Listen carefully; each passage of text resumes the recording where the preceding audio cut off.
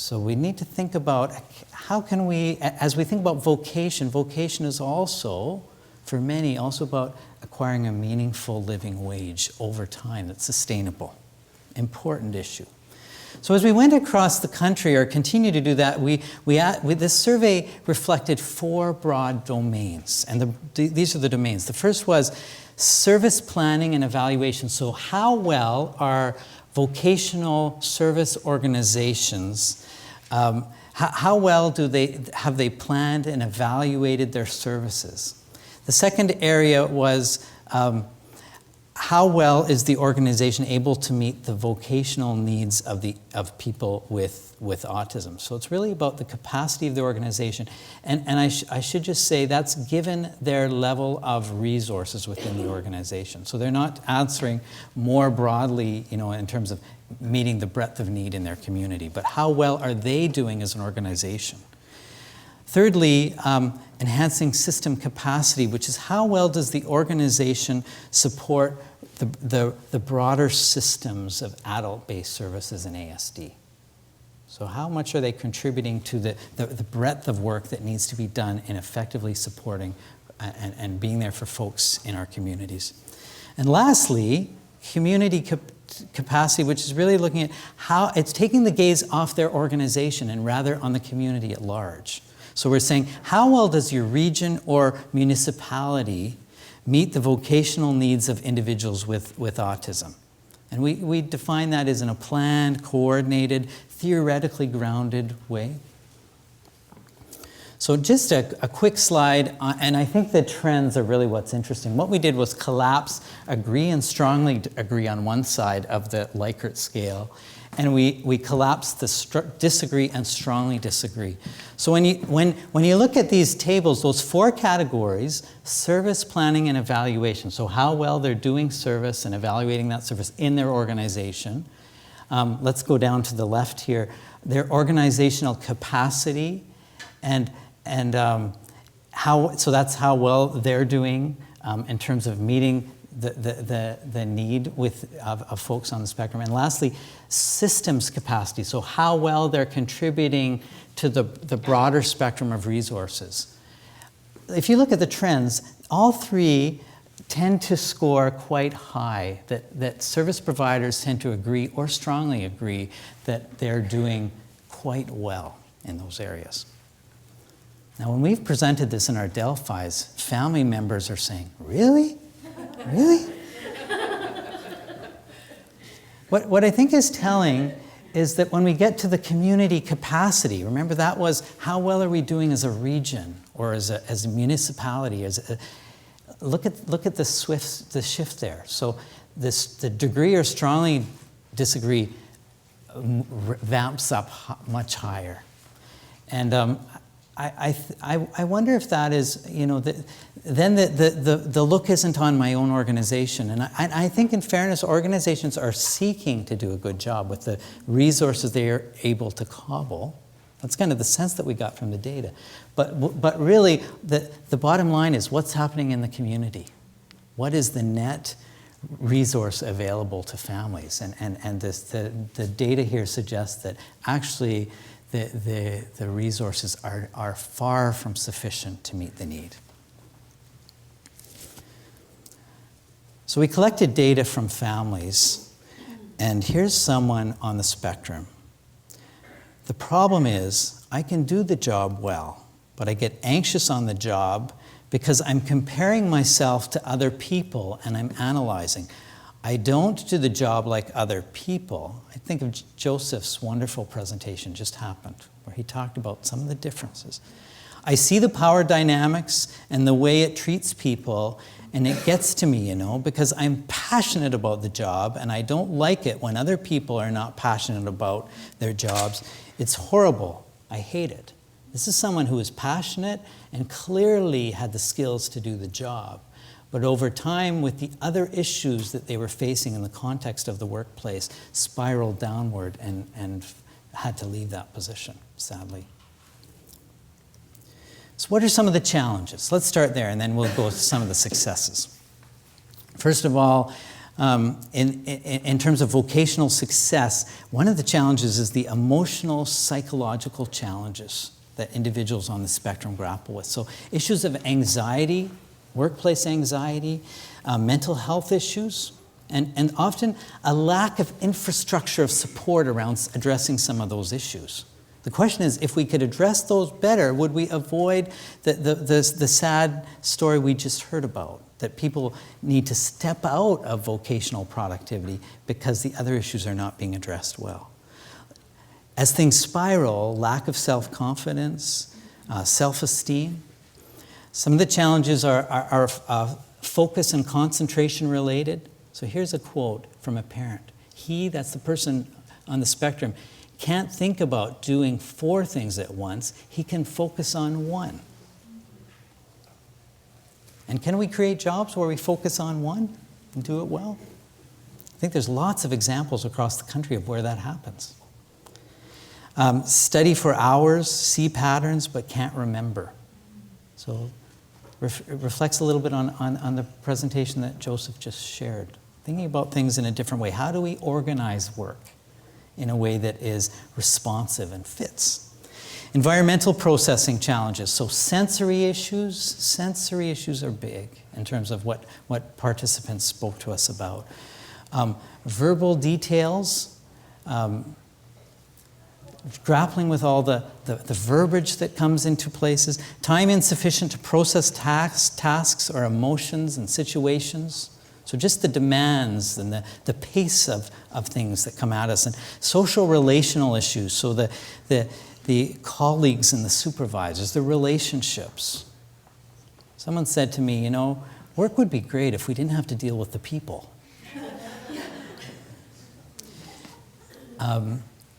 Others not being direct. And so really, what is the messaging going on? Or individuals on the spectrum being criticized for the virtue of honesty. Blunt communication, direct communication being misinterpreted. The demand for eye contact and the challenges that creates in certain sectors are particularly challenging around that, sort of hospitality sectors, retail. And difficulty with strangers was a challenge. There was other things too, physical or biological issues. So the issue of sleep deprivation. So how do you miss a lot of sleep and then be up and bright and sharp the next morning? Some of us may deal with that. But in the cumulative impact of that, attention challenges, focus, logistical issues. So we're here talking about vocational stuff, but vocation isn't just vocation. If you have a job, but you don't have the resources to get to your job on time, so issues of travel and transportation is one example, and health. And there's multiple layers that as we address them in concert, we can move towards a better impact, I believe. The question came up of to tell or not to tell. Was that Shakespeare who said that? So disclosure of ASD sometimes was helpful in terms of a sort of a bedrock of resources, but often it became a challenge in that people would view that individual solely through the lens of autism, and it became sort of an excuse for marginalizing the person in some way. And individuals struggled over that. So what to declare and what will be helpful or not helpful. Market issues. So issues of few jobs and jobs that are pushing someone towards an area, sometimes in Alberta where there has been a very strong economy, but the economy is in a certain sector. There is a directedness of people, you should get a job there, but if it doesn't fit for that individual, that could be misguiding in terms of moving towards success or fit. And certainly the lack of jobs and directing those jobs, making them palatable to someone who may manage their work in a different way. Job structures and demands can be challenging. So tasks, the tasks may be too demanding, or participants talked about things like this. This is a quote, not enough time to recuperate. So the challenge of grappling with the pressures on the job, and they got through the day, got home, just started to unwind, and then they were back at it again. And over time, it just sort of spiraled. And here's another one. You can't have meaningless rules that muddle up my mind. We have a lot of meaningless rules in our workplaces that muddle up our minds. Now, what fostered success on the other side? So certainly relationships mattered. Right? Probably no surprise to anyone here. Familiarity with the supervisor. An employer has an understanding of ASD and supports the employee. And I have to credit, I think we need to give credit where credit's due. And I just honor the mothers in the room, because often there was behind a successful job match was a mother who was somehow navigating that in the back rooms. Yeah.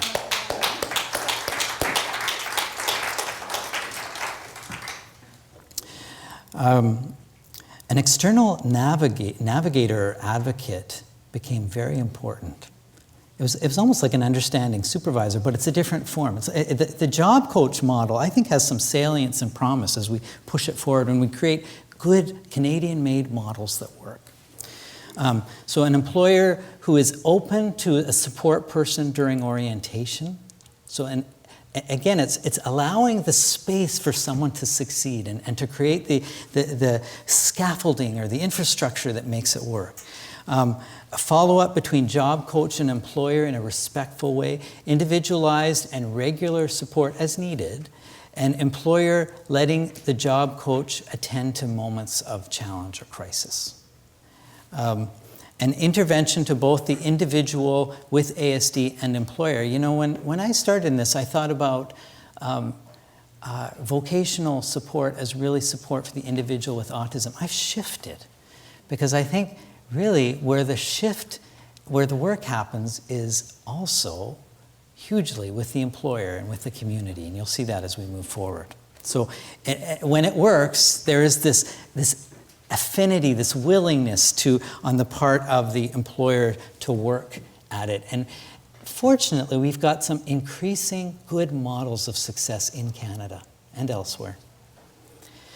On that note, let me just, Deborah, is it all right if I make a plug for the vocational conference that's coming up? Absolutely, and there's some flyers out the front. Okay, so there's some flyers about the vocational conference that's coming in Calgary. And again, thanks to Autism Speaks Canada for your support of this work, important work as we move forward. And we're going to see there some wonderful examples of different models for different individuals across the spectrum, and ways that it can work well, and I think that can be replicated across the country. And we're looking at both education, post-secondary education success and vocational success, and what contributes to that. The key speakers there are Randy Lewis from Walgreens, who's doing some amazing work in this area in the US. And we've got a Canadian example, which I think is really intriguing. That is Tim Wafer is coming from Tim Hortons. Has anybody heard of Tim Hortons? You're Canadians! Well, in some franchises in Ontario, they are employing a substantial force of amazing workers on the spectrum. And he's going to talk about that. And we're going to talk about a real wide range, IT areas and so forth. And I know a friend to BC is Michelle Garcia Winner is coming, talking about vocational issues and training and support issues there. So enough about that, but I hope to see you in June in Calgary in this important area. Now, the last area that I think is really important is, while we've talked about working with the employers, there's also an important piece of building the skills and strategies for the individual on the spectrum. So help with certainly the job skills, clarity about that, but social skills, those softer skills, secondary skills that sometimes we don't even equate with the work, but those are so critical to success. When we think about the value of relationship and sustainability in the workplace, those skills of forging that social network relationship are critical. Allowing for time to accomplish tasks, visual triggers to facilitate memory retrieval, time to practice this stuff. So that's the one-off sort of 2 sessions, here's your training. I'm dubious about that because I think it's time to build and we need to think early and plan long term. High school is a good place to begin to think about vocation. Hey? Clarity of tasks and processes and breaking those down, and that will vary for the individual. You know, it's really tailored. I learned from Paul Mallet here in BC about the notion of customized vocational services. All right, so what are some of the things we need to think about? Here's a few ideas. And really the question is, how well do we attend to fit? And when I say fit, I think about the type or the nature of vocational activities and the duration. How much is long enough? How much is too long? Is it reasonable for someone to work for what we think about as a full-time day? Is that, you know, we think about that level of detail and what would the day be structured like? And then on the other side, the nature and intensity of support. So see that tailoredness? And some of the things that we can look at is IQ in terms of sort of where one is in terms of their level of focus and knowledge, social reciprocity, but it goes much deeper, I think, than that. So interest, sensory management.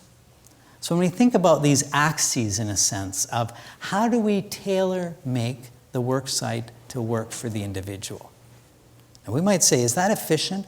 But you know, we do that all the time ourselves. We find workplaces, work settings that fit for who we are.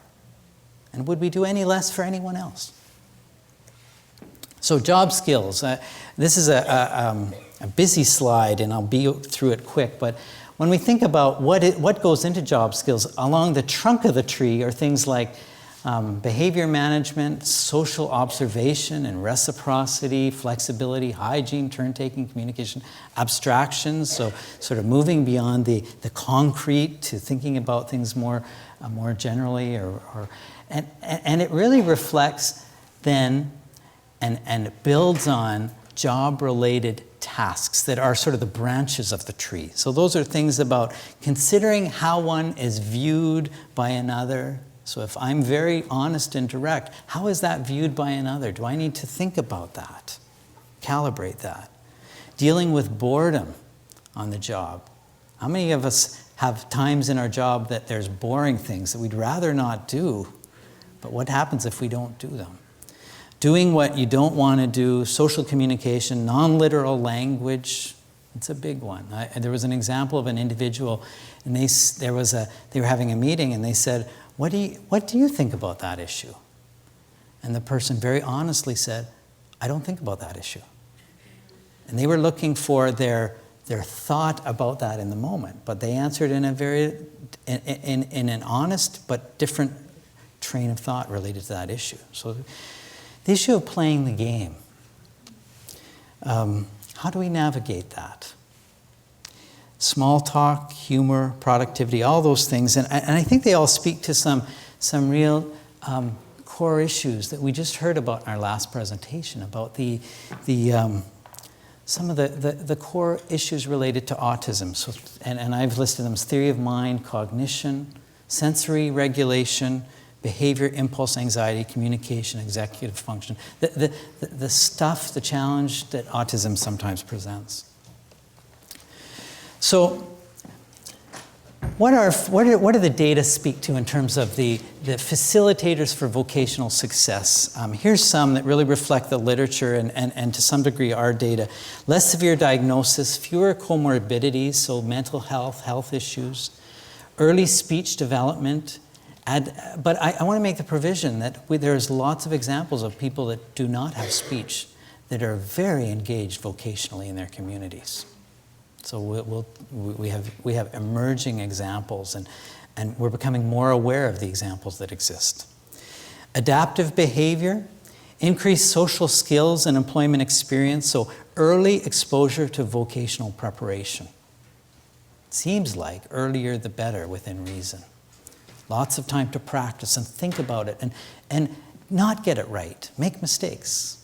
You know, we think about our career path often takes many different variations.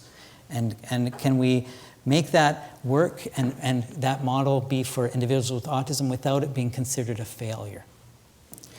Family support is a big indicator, parent education and expectations, socioeconomic status, and motivation. Those are some of the areas that seem to generally push people towards vocational stability. I want to talk about the pathway. So we talked about the vulnerable point after high school, and I think that this is an area to work on. Dr. Bailey and I have talked about this somewhat, and others who really think that we've got some room to grow and work in this area in Canada.